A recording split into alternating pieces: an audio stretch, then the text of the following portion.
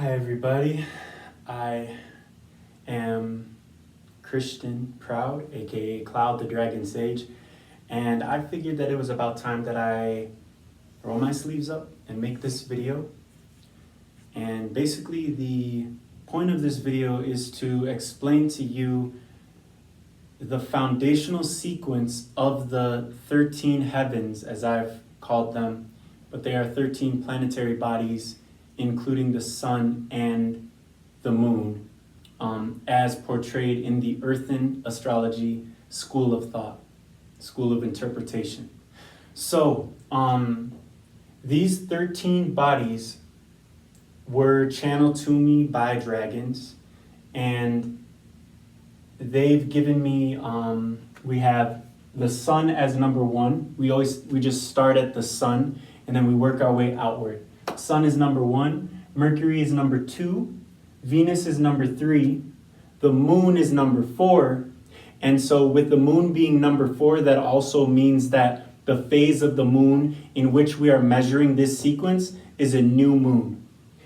Earth is number five, Mars is number six, the dwarf planet Ceres is number seven, Jupiter is number eight, Saturn is number nine, Chiron is number 10, Uranus is number 11, Neptune is number 12, and Pluto is number 13. And each of these bodies, each of these heavens, they each relate to one of the 13 tones of the Mesoamerican Tzolk'in calendar. So, let's get into it. Let's start with number one, the sun, which is unity. The sun birthed our entire solar system. Without the sun, we would not be here as we are now, and neither would the entire solar system. Everything revolves around the sun. The sun affects everything, and it is because the sun and the earth are in the perfect spots for one another that the manifestation of life as we know it on this planet has happened, right? So the sun is a very important piece of the astrological puzzle that we are dealing with. In fact, the sun and the earth are both the foundations and the axis of the foundation of all astrology, really. Because without the sun and the earth, we would not have anything that we are experiencing right now. I mean, we would still be, but we would not be as we are as humans, but we as in consciousness would of course still be. So the sun represents consciousness. The sun represents the force of purely masculine, always burning, always radiating, always giving without any expectation of return. This type of parental energy that is always bestowing its gifts. It cannot not do that. It cannot not burn, right? It is always letting that off of itself. It's always radiating. It's always emitting. It's always giving, like I said, without expecting anything in return. And that is the consciousness that the sun is. And the sun represents true consciousness in that way, which is everything that I have just said, which is that ability to give without expecting in return, that ability to do something, to become the action that we are doing, and to actually become the verb itself without any expectation or satisfaction, even I'd say, from what we get by being that. But we get the satisfaction. We are the satisfaction itself. We are the gratification that is the being of the action itself, right?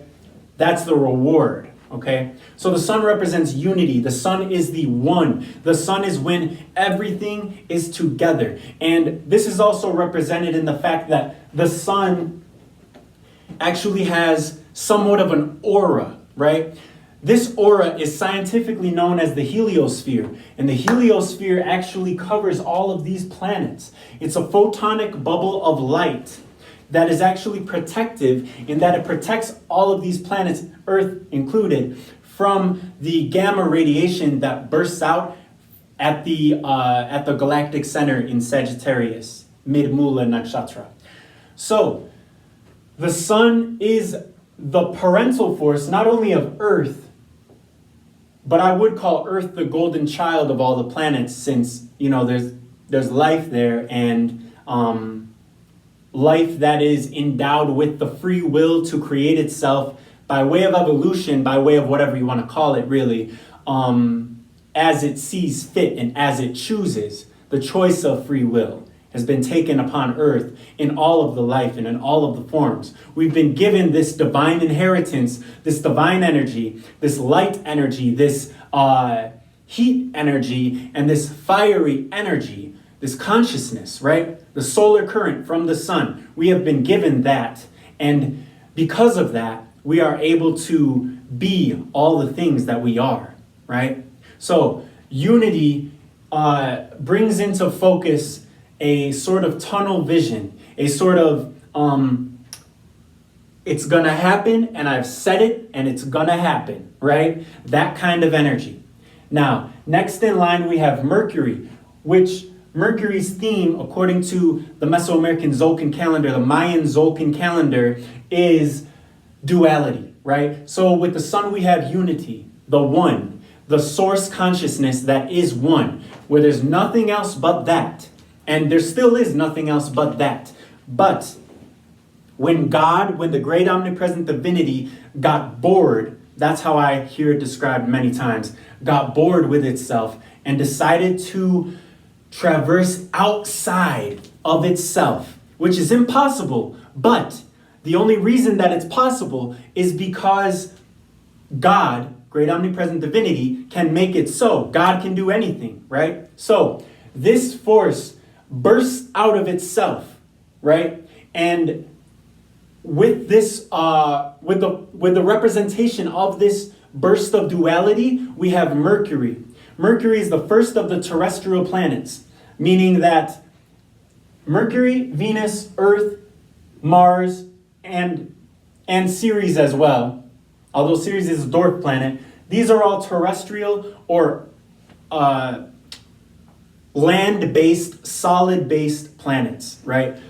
So with Mercury being the first foray into what is not source, we have the quickness of Mercury moving around the sun every 88 days. We have the Mercury's ability to be of source of the sun, yet also of the outer limits. So Mercury is the being who has one hand inside of divinity and one hand inside of mundanity, But Mercury is the one who unites them together and who knows within themselves, the androgyne being, right? Who knows within themselves that these are the same thing. On a deep level, these are the same thing. And for me to even say that they're the same thing is not the correct explanation of what they actually are, because they're different, but it's not a difference that you would expect. And it's not a sameness that you would expect in the same way. And yet in different ways as well. But Mercury is the one who holds them together, who feels the heat of the sun the most directly out of all these planets, and yet is also not the hottest, interestingly, is not the hottest. But Mercury feels the heat of the sun the most close, right? And Mercury is also the fastest. So Mercury is moving around the sun at a breakneck pace. Where else do I want to go with this, with Mercury? Right. So Mercury's duality. Mercury can live by the way of the sun and by the way of the rest of the planets, because Mercury is the first one that we experience. So Mercury has the power of two. Mercury is the most raw form of manifestation that we have here, right? All of these planets are manifestation. All of these are manifestation. It's just that they're a different costume that manifestation wears, I guess I'd say. It's a different skin suit. It's a different planetary costume that the manifestation wears. A different archetypal costume that the manifestation wears. And when it comes to the numbers themselves, when we understand numbers, we can understand everything because numbers are the universal, omniversal language. It doesn't matter where you go in the universe, in the omniverse, the numbers stay the same. One, this is still one finger. Even if it's known by a different name, there is still just this of it. And two, there are these, both of those, right? The bothness of it. So when it comes to the duality, duality is that manifestation in action because the unity decrees itself, yet also decrees its not self. It is and it isn't at the same time. It's sort of like Schrodinger's cat, right? But with duality, it is, because it is in relation to the unity, which has in turn become duality by becoming duality. So next up, we have rhythm with Venus. Venus is actually the hottest planet in our solar system. Now, Venus is very special because the way that Venus interacts with the Earth, which is Venus's sister, right? They're actually sisters. Is very congruent and coinciding with the golden ratio. All of everything in the universe and everything in the omniverse, for that matter, resonates with the golden frequency. However, in terms of our solar system, the Earth is the one that resonates the most because look at what the Earth is. It's life as we know it. It's everything that exists. It's, but Venus is the one who resonates the next most. Venus and Earth are sort of in a siblinghood, as I said, a relationship. And when it comes to Venus, Venus does represent that beauty, yet also Venus, that beauty comes from a mathematical truth. That beauty comes from adding things up and seeing the patterns that are inherent in those things. And seeing that all of these things have this pattern within them, right? From me, from this board, from everything that all the matter that we interact with has this divine pattern of the golden ratio, which is 1.618. And which is also, we start at 0, then we go to 0 again, I believe. Then we go to 1, then we go to 1 again. And I think the 0 is actually an infinite thing because 0 plus 0 is always going to be 0. But we go from 0 to 1 and then to 1 again because with the golden ratio, we add up the previous numbers. Golden ratio, also known as the Fibonacci sequence. We add up the previous two numbers in order to get the next number. So 0 plus 1 is 1. And then 1 plus 1 is 2. And then 1 plus 2 is 3. Venus being the third planet, right? And then 2 plus 3 is 5. Earth being the fifth planet, right? So that is how that ratio plays out. And I will make more videos that go more in depth on this, but this is going to be just the intro video for this class. So next up, we've got the moon, specifically the new moon. And the moon actually represents stability. The moon is number 4 for a lot of reasons. So, it might surprise some people that the moon is number 4 because the moon seems to be the most unstable of the 13 heavens.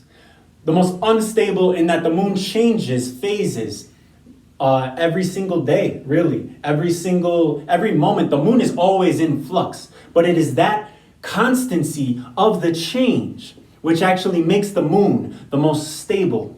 It is that realization that change is constant that allows the moon to be the archetype of stability for us. And in addition to this, the moon goes through 13 full phases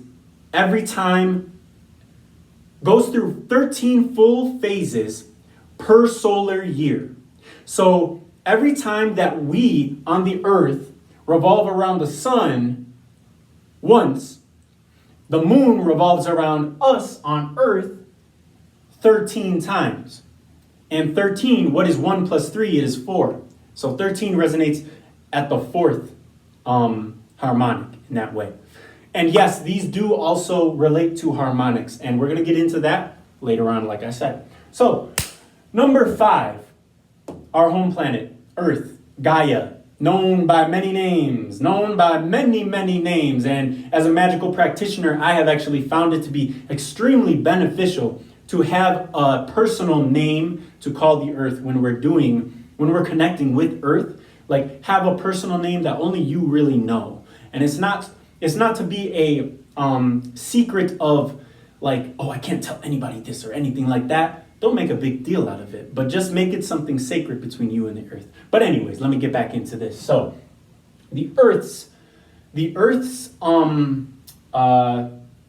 Mayan tone, the archetypal tone is that of empowerment. 5, the number 5. 5 is a very human number. We have 5 fingers on our hands, and that, like, these fingers work together to tell stories, to manipulate, right? Manipulate. So that has the word man in it. Also in many different languages, I know in French, men is hand. M-A-I-N is hand. So the earth is empowerment. The earth, excuse me, damn. I'm new to this, y'all, so stay with me here. The earth is empowered by the sun because the sun gives the earth, who is at the perfect location in the solar system, also known as the Goldilocks zone. The sun gives the earth like the most, I don't want to say the most, but the sun gives the earth light, like every other planet in the solar system, right? Because the earth is in this zone, and because the earth is constituted of what the earth is constituted of, like the atmosphere, the lithosphere, the hydrosphere, the magmasphere within, all of the earth's 4 elements that make up the earth are like alchemized by the light of the sun, and so life can happen. And that is the greatest empowerment of all, is life living for itself. And that is what we have here on earth. That's the natural way of things here on earth, is life to live for itself. We should not be paying in any way of any of our energy to live on a planet that we were born on. And in addition to that,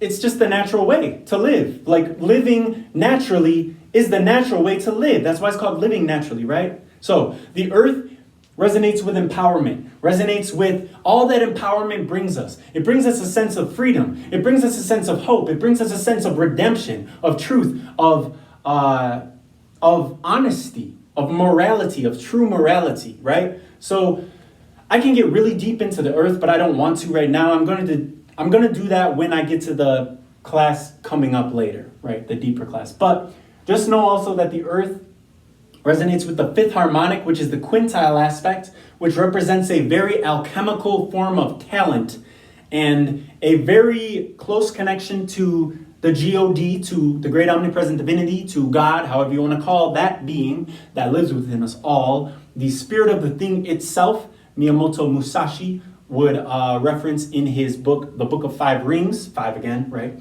So the earth resonates with that quintile aspect, which is the 72-degree aspect in the chart, which we will get into later, but I just wanted to mention that because 72 is a very powerful number as well, and as well as 144 degrees, which is the biquintile, and 216 degrees, which is the triquintile, or the opposite side of that biquintile arc. So all those numbers are very potent when it comes to Earth and Earthen astrology as a whole.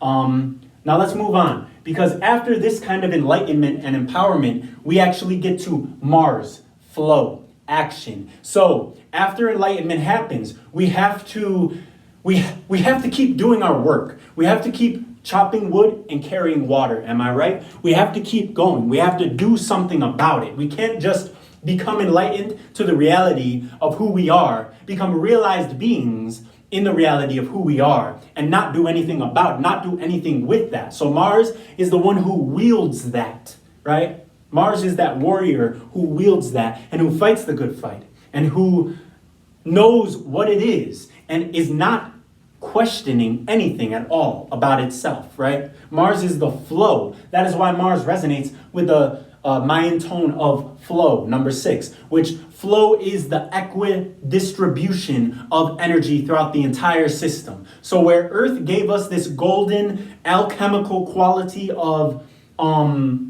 fulfillment throughout our bodies, right? Mars is the one who brings action to that and allows us to control the energy, harness the energy, and move it around our bodies and really do things with it, right? That's what Mars does. Now, next up, we have the asteroid belt. This is the point of reflection symbolized by the dwarf planet of Ceres, number 7. 7 is reflection because 7 is the midway point to 13, okay? So 7, Ceres, reflection. This is the asteroid belt, and it's theorized and it's hypothesized that the asteroid belt is actually a... One moment. Need some water.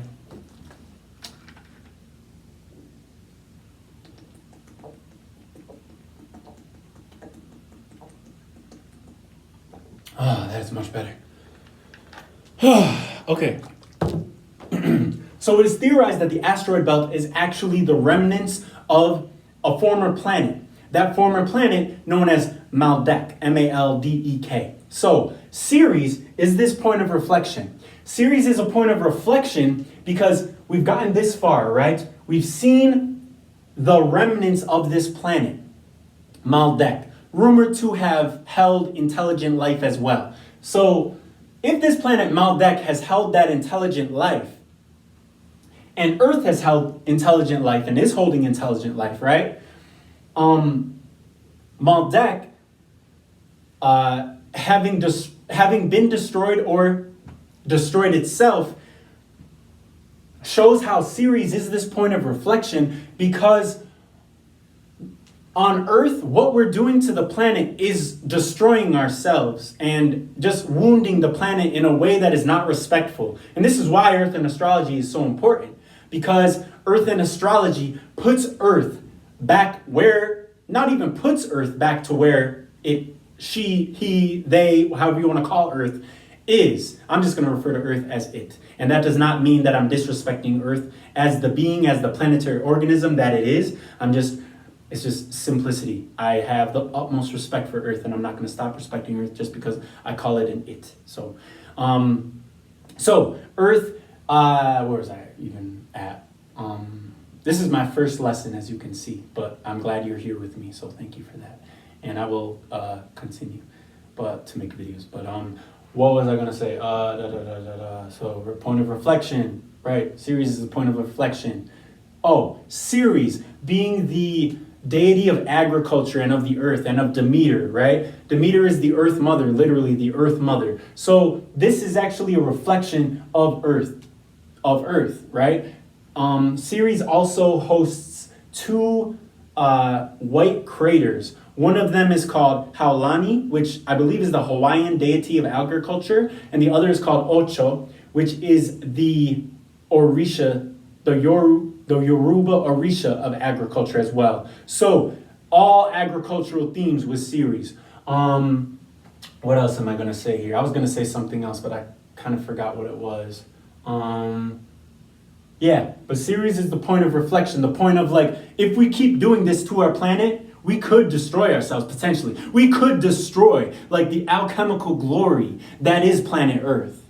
And just coming from my point of view, I don't think that's going to happen, because Earth is resilient as fuck. And also, Earth is, we should not be underestimating the Earth, but that doesn't mean that we should keep disrespecting the Earth. That doesn't mean that this is just a planet that is the backdrop of, the environment. It's not just the environment. This is the living, breathing, heart is beating being that we live on. So, astrologically speaking, the way that we have viewed Earth as just the backdrop and not a part of the solar system in astrology is actually part of that problem.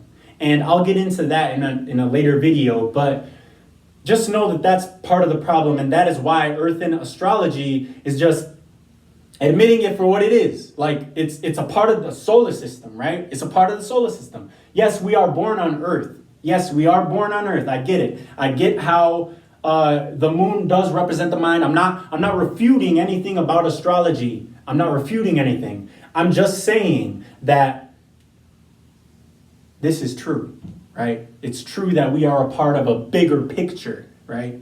Okay, so next after Ceres, after the reflection of Ceres, we have the justice of Jupiter. And Jupiter actually has an effect on the sun itself. So the number 8 in the Mayan Tzolk'in is also known as the first of the cosmic numbers. So after we get to this reflection, we start to get into the cosmic numbers. And this is reflected in this diagram, since these planets of Jupiter, Saturn, Chiron not so much, but Uranus, Neptune, and Pluto not so much either. But all these planets, gas giants, right? So even not all of them, but Jupiter, Saturn, Uranus, and Neptune being gas giants, that symbolizes how they are the cosmic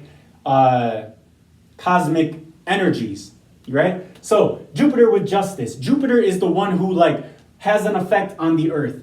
It is said in Kiche, I'm not sure how to say it. I'm sorry if I'm saying that wrong, but Kiche Mayan mythology that the first day was 8 bats. And Bats or Chuen. Bats is the monkey. That is the archetype of the monkey and the thread. So 8 is a very important number because 8 is the origin. And it's very interesting too that this planet has an effect on the sun. So where Jupiter revolves around, the sun is actually pulled a little bit away. The sun is not the exact center of the solar system. Actually, there's a center called the barycenter, which the sun slightly revolves around every 12 years, every Jupiter cycle. So the sun is aligned with Jupiter in that way. And Jupiter is super important too because not only because it's just so massive and it has such a gravitational pull, and it's the where Mars was the action warrior protector, Jupiter is the spiritual guru protector, who, when asteroids come in from outer space, Jupiter holds on to them and flings them back with the third eye. And the third eye is represented in Jupiter by that great red spot. So the more that we look at astronomy, the more that we do understand astrology. And they have to go together. I think that's really all I wanted to say about Jupiter, but it represents justice in the way that it actually pulls on the sun, and it is the sort of karmic retribution that comes after this journey through the terrestrial planets. Okay. Next up, we have Saturn, which is number 9, and represented by patience. Saturn is patience is a very apt word for Saturn because Saturn is known as the cruel one, like the unforgiving one. But it's not really cruel or unforgiving. It's just that it knows what it knows and it is what it is. And it's not going to act like it's not what it is, right? Where Jupiter gives us these gifts, gives us these blessings, this bounty, this abundance, right? Saturn makes sure that we don't squander it, that we don't waste it, that we know the value of it. And that is why this patience comes into play. That patience is a form of mastery. And there's a very special reason that Venus is number 3, that Mars is number 6, and that Saturn is number 9. Because those 3 planets actually work together as a sort of archetypal layout for the rest of the octaves of the planets, right? So what we have here is we've got Venus as the first octave, you could say, of beauty, of the femininity, right? Then we've got Neptune as the higher octave of Venus. Then we can also get into the other planets and how Maya is the next octave on that scale. We're not going to get deep into that today because we're just going over the 13 heavens. But same thing with Mars. Mars goes into Pluto. Then Pluto goes into... Oh, does Pluto go into anything? Oh, Pluto goes into Eris, right? And then with Saturn, this is where it gets interesting, y'all. Saturn is actually the higher octave of Earth. And then after that, the dwarf planet, Varuna, is the higher octave of Saturn. And Varuna, mind you, Varuna is the one in Hindu mythology, in the Vedas, who actually is the deity who threw the stars into the sky, right? So, the more that we read the Vedas, and I have not read the Vedas all the way through, but I listen to a lot of people who have. I know I need to read them, and I'm going to. But the more that we read them, the better that we understand how astrology and astronomy combine in order to create and in order to respect this thing that we call astrology as the scientific art and the artistic science that it truly is and is truly meant to be. And it's a way of understanding ourselves, because this thing, this sky, this firmament, whatever you want to call it, this is a mirror. It's a mirror, right? We are not influenced by these planets, but we move and the mirror moves. That's what really happens. We move and the mirror moves because, like I said, Earth is empowerment. We cannot help but to be empowered here on Earth. So if we make a move, we see that reflected in the sky. It's not the other way around. And that is really a very important piece of understanding what this really is. So next up after Saturn, we have Chiron, the centaur. It's called a centaur. It's a comet with some asteroid-like tendencies as well. It has a heat shield. It's very strange. But Chiron, this is manifestation, known as the wounded healer. This is where we dive into the wound and we pull some kind of a lesson out of there, and we share it with the world in hopes that the world benefits from it as well, right? So I'm just going to take a drink here, but yeah.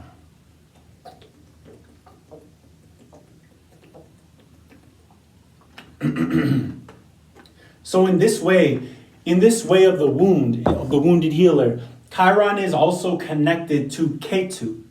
And I haven't even mentioned them here because, yes, they still meant everything. Like I said, everything about Vedic astrology and Western astrology is all still valid. This is just me seeing this for what it is from the downloads that I have gotten and sharing it with you. Like this doesn't, like I used to think for the longest time that I had to choose between sidereal and tropical, that I had to choose between like two systems, but you don't, y'all. They all work, okay? So, Chiron, Ketu, connection, right? Chiron is a centaur. Chiron, human body, right?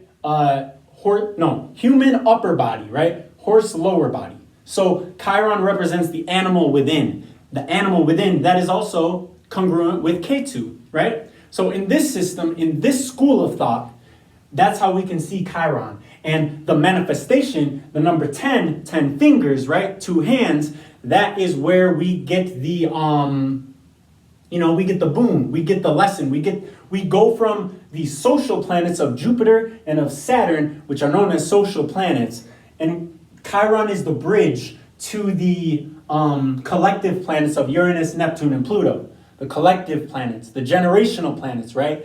In the same way that Mercury is the bridge from the sun to the terrestrial planets, right?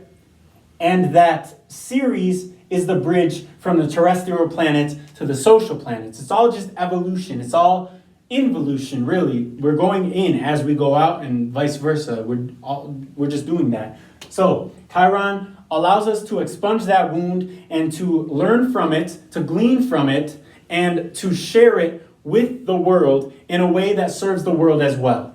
Next up, we have Uranus, which is resolution. Uranus is the breaking point of freedom. It's the liberation. It's the realization that, damn, I really am free in here. After the manifestation, we can't not know that we're free, right? We can't not have the resolution, which rhymes with revolution, which is what Uranus symbolizes as well. Uranus is the like off one. It's the one that's like off kilter. It's off. It's like tilted completely over like this. See, I don't know if you can see that very well, but the ring around Uranus is up and down compared to Saturn side to side. So it's very interesting when it comes to Uranus because Uranus is the first master number in this sequence too. Master number, as I say. The repeating decimal number, right? 11 being the first master number, being like a healer, being double masculine energy as well, in that Uranus is opposite the sun, not Uranus opposite the sun, but Uranus relates to the sun because Uranus rules over Aquarius, and Aquarius is opposite to Leo, who rules over the sun. So the signs that are opposite each other are actually the same energy. They're just expressed in different ways, right? So that is an example of that for Uranus. And when it comes to that resolution, it's really a point after the manifestation had come where we realize that, yeah, damn, I really am free.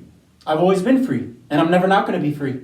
But yeah, that's what it is. Now, next up, we have Neptune with the knowledge. Neptune is the Akashic records. It's the wisdom. It's the, just the ocean of thought, of emotion, of memory, of everything that has ever existed, could ever exist, will ever exist. Neptune is that. So this is also symbolized in the fact that Neptune is number 12, and there are 12 zodiac signs. So Neptune is sort of like don't eat that, please. My dog's just eating some paper. I think he's hungry. So I'm going to give him a bit of this Slim Jim really quick. Thank you for your patience, all. Let's see here, where is this? Here it is. Here you go, puppy. Okay. Eat this instead. Okay? All right. As I was saying, Neptune being number 12 and being that there are 12 zodiac signs. So Neptune symbolizes the synthesis of all of those 12 signs together into a cohesive tapestry that can be understood on the level that we are returning to the sun by this ascension cycle. We are returning to the outer stars. We are going to other stars by way of this cycle. Okay?